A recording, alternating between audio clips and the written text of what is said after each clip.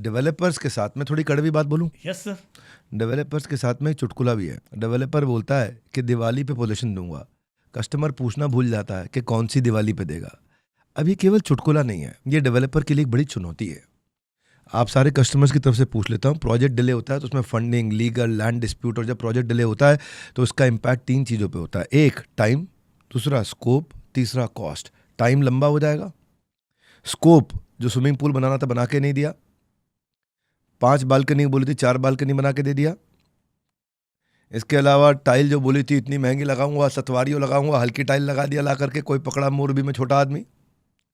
और फिर finally cost, भाई जो मेरे को बेचना था 30 लाख में और मेरे को पड़ रहा था 22 लाख का, अब वो मुझे पड़ जाता है 29 लाख का, तो पैसे बचता नहीं है। तो मार्केट का जो परसेप्शन है कि डेवलपर टाइम से डिलीवरी नहीं देता, उसके कोई रीजन और रेमेडी अगर आप दे सको कि डेवलपर टाइम से डिलीवरी दे सके। सर, डेवलपर को टाइम से डिलीवरी देने के लिए उनके पास आपके जो सवाल है उसी के अंदर है। जैसे उसके अंदर फंडिंग का उनको प्लानिंग करना पड़ेगा। सबसे पहले उसको, डेवलपर को फंडिंग का प्लानिंग करना पड़ेगा कि जब वो कोई प्रोजेक्ट ला रहा है तो वो जो फंड की बात कर रहे हैं, आने वाले समय में महंगाई बढ़ेगी, उनका पूरा प्लान बनाना पड़ेगा कि मैं कितने टाइम में इस प्रोजेक्ट को मैं डिलीवरी कर पाऊंगा। तो सबसे पहले उसका फंडिंग की प्लानिंग हो जाएगी। उसके बाद उसका जो लैंड है उसके बारे में उसको प्लानिंग हो जाएगी, कौन से जोन में कौन सा अप्रूवल लेना है, उनका प्लानिंग हो जाएगा। तीसरा कि जो उसको कंस्ट्रक्शन कंपनी उसको मिलती है, मतलब बहुत बार क्या होता है कि एक जो डेवलपर है उन्हें किसी कंस्ट्रक्शन कंपनी को दिया, वही काम पूरा करके नहीं दे रही।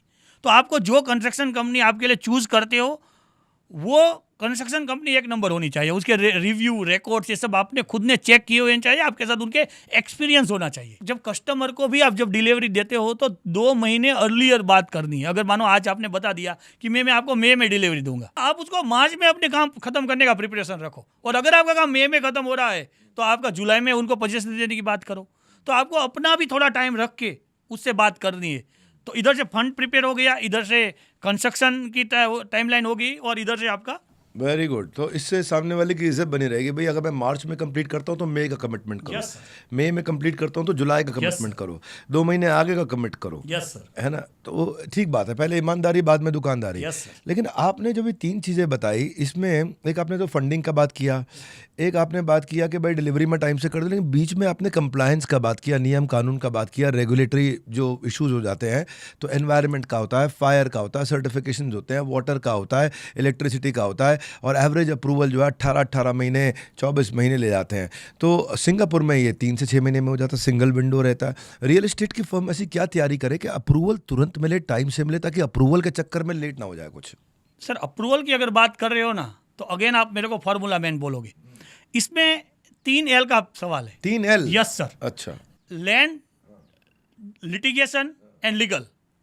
अगर जिस डेवलपर का ये 3 चीजें कंप्लीट है उनकी डिलीवरी टाइम से आएगी। क्या बात है, क्या है, जल्दी जल्दी बताओ। Land, Yes, sir. Litigation, legal. Yes, land, litigation, legal. पहले लैंड ले रहे हो, कोई भी आपका प्लानिंग चल रहा है कि यहाँ आपको प्रोजेक्ट लाना है, तो सबसे पहले फ्री जोन में है या टाउन प्लानिंग में है, गवर्नमेंट ने वो FP रिलीज किया हुआ है या नहीं किया हुआ है। फाइनल प्लॉट बहुत बार ऐसा होता है कि गवर्नमेंट कुछ फाइनल प्लॉट को पहले रिलीज करती है और दूसरे फाइनल प्लॉट को बाद में रिलीज करती है, या फ्री जोन में लैंड होती है, तो आपको उसका पूरे पहले प्लानिंग कर देना पड़ेगा। दूसरा, आपके पास जो एडवोकेट टीम है उसको चेक करना पड़ेगा कि भाई इसका लिटिगेशन तो इसमें कहीं नहीं है, न्यूज़पेपर में एडवर्टाइजमेंट हो, और उसका टाइटल क्लियर लो।